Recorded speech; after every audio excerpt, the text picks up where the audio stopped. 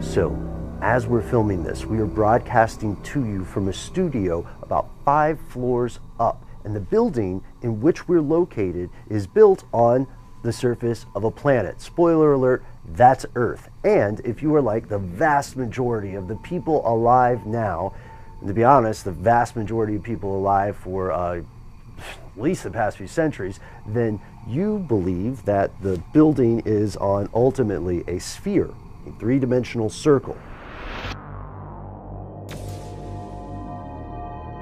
Welcome to the show. This is an update video on the theory of the flat Earth, the so-called flat Earth. It's been popping up in social media in the past few months, and it's been popping up in human history for millennia, though perhaps not as often as you might think or your old textbooks might have told you. So what's this flat Earth thing about? Let's define it first off. The idea is that for one reason or another, that Earth is not the sphere we know it to be, and that all the evidence proves it to be, but instead is a disk, right? And so like the North Pole is at the center, sort of like the hub of a wheel, and then the rest of the thing is encased in a wall of ice. And we confuse that with the South Pole, but it's actually this long wall. There's an excellent article that came out on one of our peer channels, How Stuff Works Now, by our friend Christian Sager,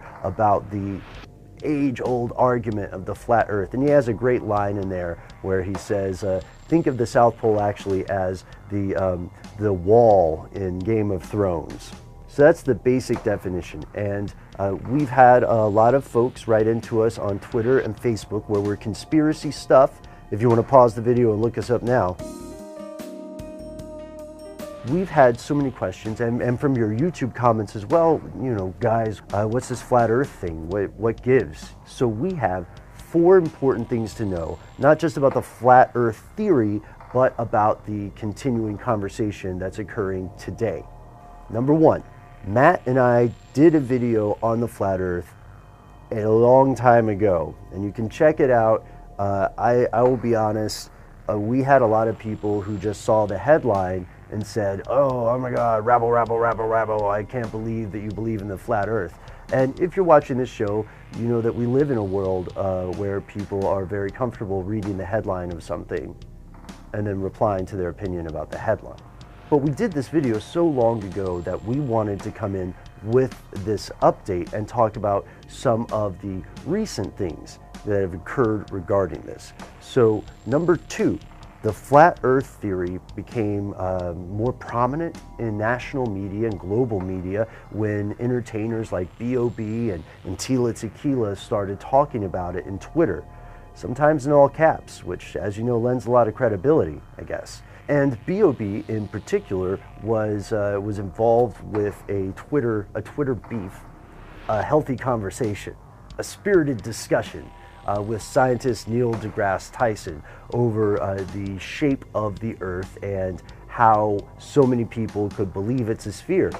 Do so many people believe it's a sphere because there is a vast conspiracy, or do so many people believe it's a sphere because it's true?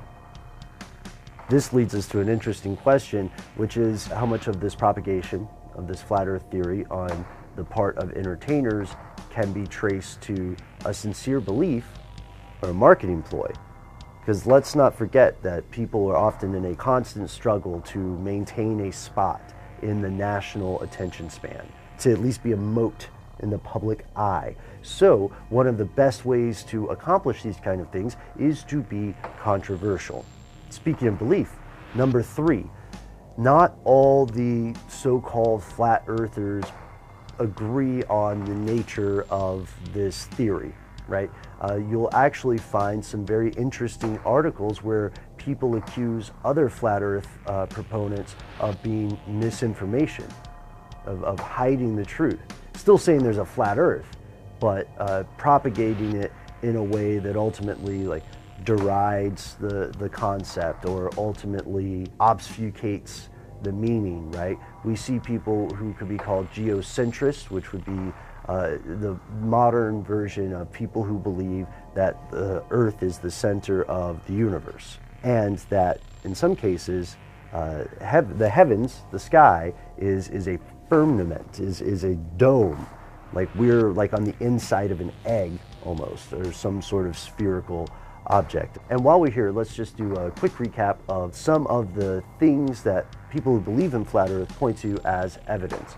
You'll often hear a religious basis, a quote from Genesis perhaps, or you'll hear some creationism come in, you know, that not only is Earth flat, but that it is 5,000, 6,000 years old. It is very important to point out at this juncture, this time in history, many more people pretend to believe in this for some sort of point about the nature of rhetoric and how one can argue anything, and if you argue it well, it doesn't matter if you're right. Many more people believe in stuff like that when they talk about flat Earth, as opposed to actually believing in some kind of disc-shaped Earth. We can also see some philosophical things, such as the so-called zetetic method, which means that you and I and Matt and Noel can only encounter the world through our direct senses. And based on a series of experiments by a fellow named Dr. Robotham, this zetetic method has been used to construct what the Flat Earth Society uses as an argument for the existence of Earth as a disk. All of which leads us to number 4.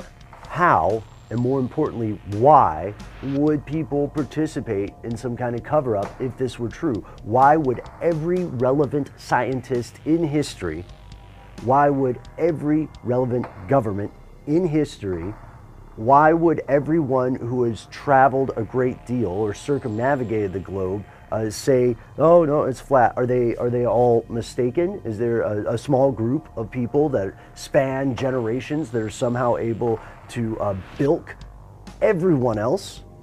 Do you fly around the world and then like partway through the flight attendant comes out with this pamphlet that says, actually Earth is flat, you're sworn to secrecy if you want to leave this plane alive? That would be an interesting flight. I would take that flight. We know that it can be quite difficult to keep any sort of secret for a long time. I mean, even the FBI is having a tough time with JFK. And some of those papers are going to be, well, as of now, they're going to be released pretty soon, but we'll see. So if these powerful agencies have this tough time keeping a secret as small as the assassination of a single person, and I don't mean that it was no big deal, I mean in comparison to the shape of the planet, why would someone do this? Why go to all this trouble? What is the secret being hidden? So let's face it, if Earth is a disk rather than a sphere, for most people, that doesn't matter. It doesn't affect the price of food.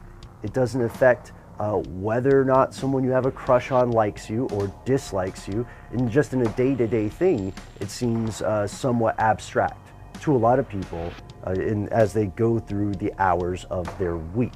So, for that fact alone, there's a big question. And let's not let this go without pointing out that every satellite that has been in space has appeared to orbit around a sphere. Every astronaut who has been to space has reported seeing Earth as a sphere. Every planet that we look at in the rest of the solar system and beyond is a sphere. There are no examples of disc-shaped planets that we have found at this point. Now, of course, there are asteroids, there are things that don't have that spherical shape, but the evidence for Earth being a sphere at this point vastly and far outweighs evidence of it being another sort of shape. With all this in mind, we must of course ask, what if we're wrong? What if the few people, and there are a few people who genuinely believe this, what if they're right? How? Why would this cover-up exist? I keep getting stuck on that question. And for the record, personally, Matt and Noel and Scully and I have no contact with B.O.B. or Tila Tequila and haven't spoken with them over why they believe this or what they believe about it. But if you do check out their tweets, I'd love to hear your opinion of this whole flat earth thing. Is it a genuine belief at this point? Because it hasn't been for a long time. Columbus knew the earth was round. It's pretty obvious. Or is it something else? Is it a marketing ploy? Is it like bread and circuses? You know, is it to distract you from some other more important issue? Which should always be the first question on our minds when we hear about kerfuffles like this. While you're on the internet, if you want to hear our podcast and want more information about the flat earth theory, flat earth society, arguments for and against, then check out our upcoming audio podcast where Noel, Matt, and I look at the creationism, the geocentrism, the science, the rumors, the history, the theories, both ancient and current. And one last thing, the thing we always like to end on, our best ideas come from you. So let us know what you'd like us to cover in the future. You can drop me a line there in the comments. You can email us directly. We are conspiracy@howstuffworks.com.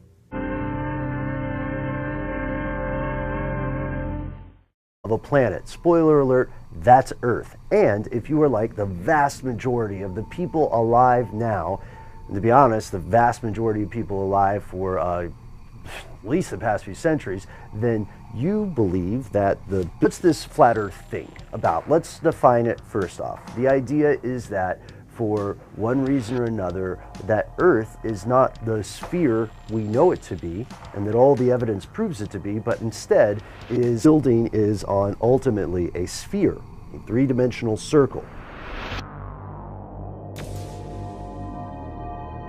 Welcome to the show. This is an update video on the theory of the flat earth, the so-called flat earth. It's been popping up in social media in the past few months, and it's been popping up in human history for millennia, though perhaps not as often as you might think or your old textbooks might have told you. So what's this?